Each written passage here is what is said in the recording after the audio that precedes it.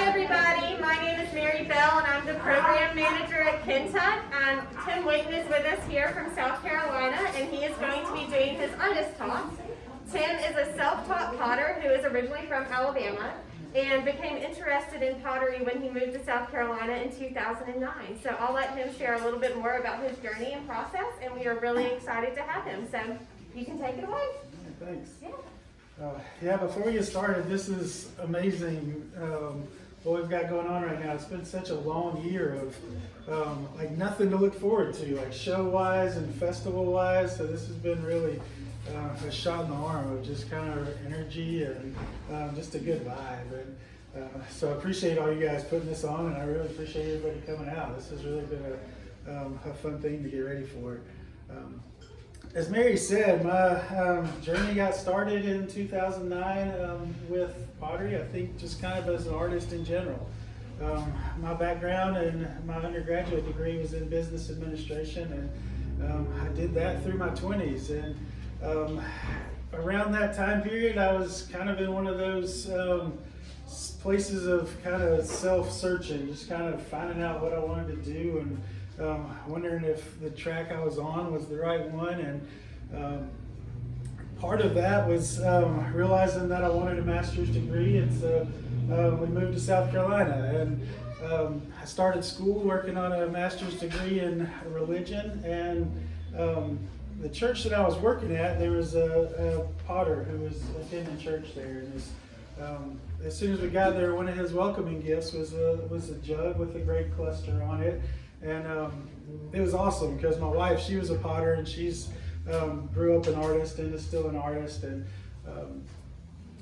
so I just kind of got to be friends with him, and just kind of started hanging around the shop, and started collecting some of his work. As things would come out of the kiln, I started picking them up, and he does a lot of face jugs, and he started inviting me to shows, and so I'd start going along to shows and just going and meeting some of the artists, and I realized that and it was really a turning point for me, but I realized that all the staff meetings and everything that I had been part of for all the years prior to that, I was never as energized in any of those meetings as I was coming back from festivals and shows, and I would come back inspired, and it was just a good feeling. And so as I mentioned earlier, my wife was an artist, so we had a pottery wheel at the house, and I said, "Dadgummit, I want to do this." And so I sat down, and it wasn't as easy as that. It took like months and months of like laboring over this wheel just to get like a tiny little nothing. But I kept up with it, and Marvin Bailey was the potter that we got to be friends with there, and he was putting on a show, and he said, "You know what, you ought to come and do this show with us," just super supportive. And it was just, I didn't have anything good, but I did it. And so I got to be friends with the artists there, and everybody there was just so supportive and so encouraging, and said, "What you do is great." And other people would come and say, "Hey, let's trade stuff. I want to get a piece. Do you want something here?"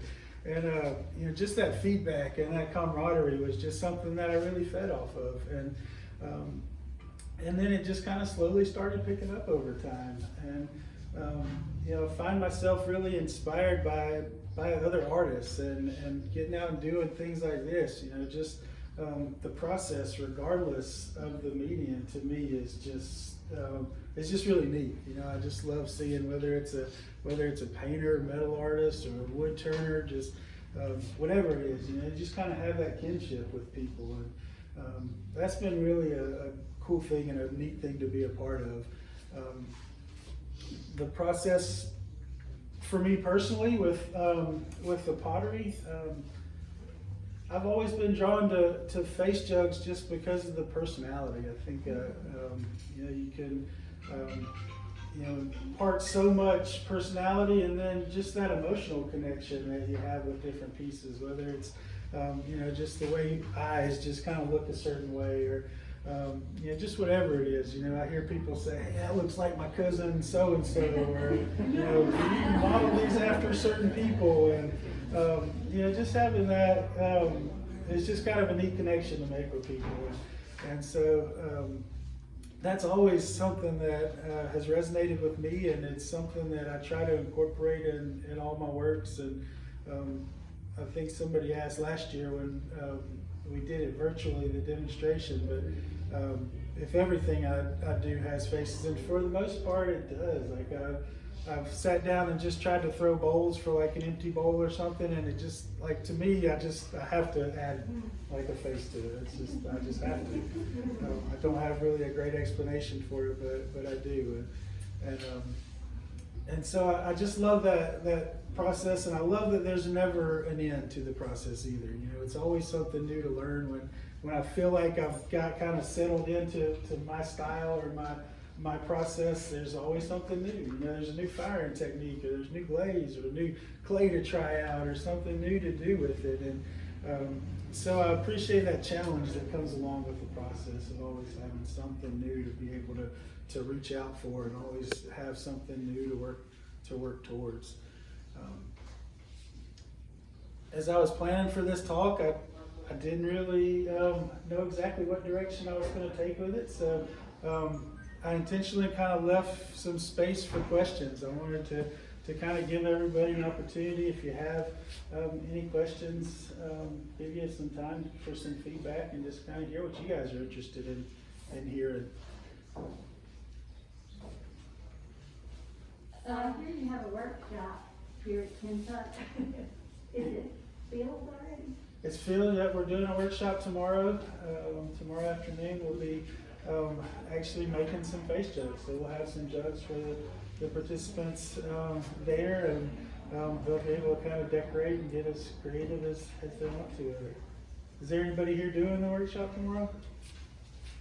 And I have a friend that's really excited about it. So.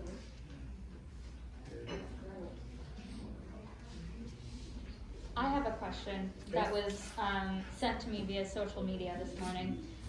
Do you model the faces after anybody you know or you see? I do not. No. I get that question a lot too. I think the beard's kind of started as kind of a self-portrait, but that's the only thing I can really play. No, really, I kind of let the pot kind of just take shape as I make it. You know, I think the shape of the pot really, to me, dictates what the face is going to look like. So when I get started, you know, I'll put eyes on and then say, oh, maybe we'll tweak it, and it kind of just tends to take on a personality of its own as we go.